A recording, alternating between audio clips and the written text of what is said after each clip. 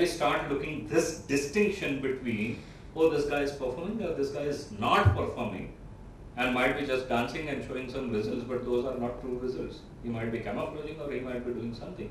Or there could be guys who are, yes, he is performing, he is producing results as well, excellent. Right? Can we start distinguishing that? Where are we right now? Where is the audience right now? Are we here, or have we roamed around in Pune? Somebody might have gone to US, somebody might have gone to his house, her house. Where are we? Mind our mind. What do we do? How do we listen? Are you listening to me through filters? Oh, Sandeep is talking all bakwas. That's the filter. Oh, Sandeep is entertaining. Oh, that's a filter. What is it that is happening? And how are you listening? How you listen to people when they meet? Oh, this sounds interesting. So somebody is introducing you and you say that, will this guy be of any help to me? Will this add something to my business? No, then probably my hand is, casual. And then, I want to meet Prashant, then he will definitely give a business to me. Excellent, Prashant, nice meeting you. How can we go for a coffee or a breakfast? That's listening, right? That's the barriers that we create. And this happens at home, this happens at office. This is how we start becoming disconnected. This is our listening, this is our barriers. Binary views, right and wrong. We don't see the gray shades. We don't witness, we don't view the gray shades. The entire problem is fast. We are running too fast. My dear friend Naresh had written on Facebook, he's here, and last week he had written on Facebook, slow down, guys, slow down. Reflect upon, think. Take some time for yourself and reflect upon how you are got into a listening habits, of filters, of binary views, story. We keep on chewing the same story. Oh, this guy called me stupid. That's past. That's 1 week back. And he didn't call you stupid, he called something else. He just joked or something and you took it as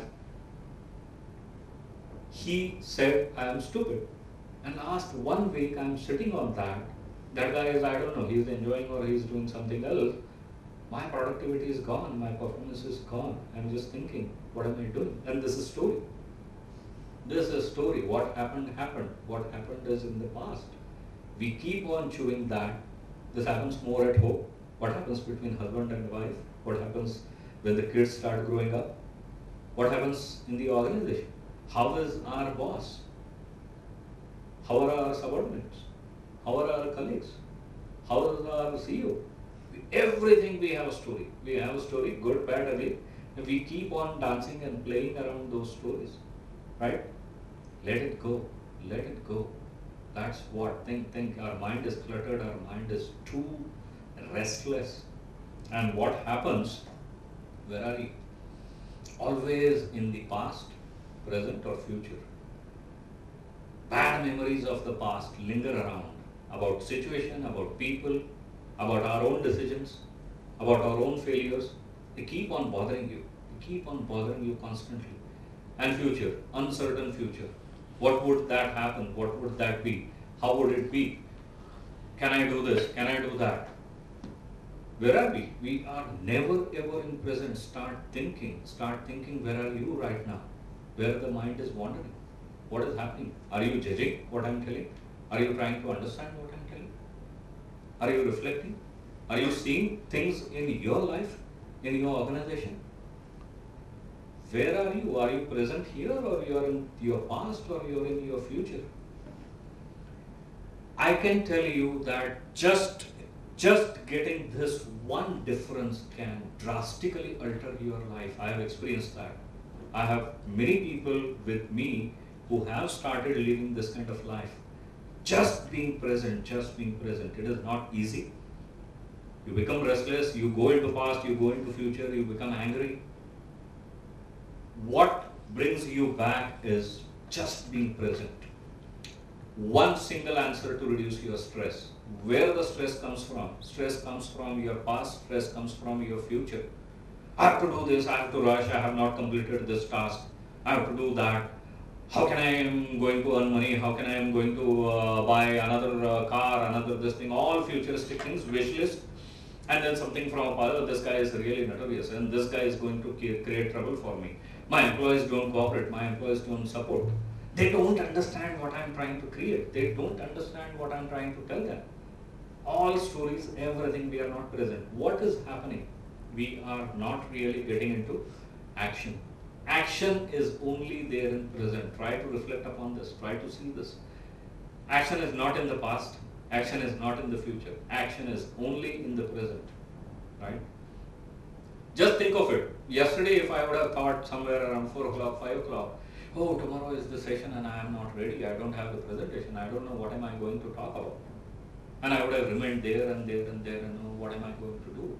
Rather than that, I said, finish that presentation in an hour's time or 2 hours time. Action has happened. I'm relieved. No stress, no tension. Yeah, fine. How much time we waste in the stressful environment? Just start reflecting upon. These are some things, certain techniques. Start. This is not something to understand. This is not, many times we go into, instead of this, what is it that we see in the atmosphere? There are so many things. 101 ways to change your approach and attitude and this thing. 5 key things to change your future. We have all the number game. We have so many books. We attend so many seminars. We attend so many personality development things. We like that. We like so many things on Facebook. We say, oh, what a fantastic story. I really like this, what you have mentioned. How much of that come into action? Doesn't come into action because we are not present to it. We are not present.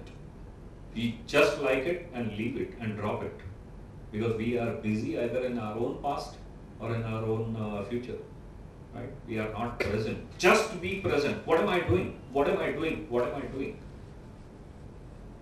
Just that one constant reminder. Otherwise, there is a chick going on in the mind, right? Always, anywhere in the world. You sit in the temple, there is some chick going on. You sit in the organization, in the meeting, you are having some serious discussion happening, and you are roaming around somewhere in the US or some on the golf course. Are you present? Are you present? Are you present? Just one question will alter the world. This is my own experience. This is my strong experience that I have seen producing drastic results. Just be present. That's it. Let's consider this. What could be? So finally, coming back to an organization, looking from all those individual transformation points, if you get into present, what would alter in the organization? Can we start looking into a different future? Can we create a different future? What's missing? Purpose. There is a strong purpose in that worry. What is happening? Which goes without invitation, which goes without any monetary benefits. In fact, there is a lot of pain in the atmosphere, right? People are walking throughout for 4 days, 5 days in the rainy season, in the hot summer and everything. Still, there is a strong purpose. And once we have purpose, we have seen all these things. It doesn't reflect, it doesn't come into organization because there is a story about everybody, somebody and nobody, right? Everybody thinks that somebody will do that and nobody does that. There isn't anything like somebody or everybody. Me, what can I do? What can I do to transform my organization? What can I do to take the lead? Look at that sentence. Money, while necessary, motivates neither the best people nor brings best out of the people. Purpose does. And I'll give you an example. This is one story which is basically a strategic exercise was going on. One surgical instrument producing organization in US, and they were saying that what can alter, what can change. And the strategic exercise went on to what is your mission, what is your vision. Obviously the vision was, our mission was something like creating a shareholder value or becoming the best in our world by 2020 and so on and so forth. The question was asked is, what do you exist? Why do you exist? What is your reason d'etre? What is your purpose of existence? And then the answer came is, we save lives because we are producing surgical instruments. There is a possibility that we save lives. The moment that was coined as a mission statement, the entire organization, the story changed. It took time, it took its own time, but people started talking that language. Hey, test that particular product. Because otherwise, you know what we do? We save lives. Don't mess with that thing. Ensure that you are reaching in time. Ensure that you are producing a quality product. And this is not something which is just a story, because many times we reflect about, oh, how can one single statement change the entire organization?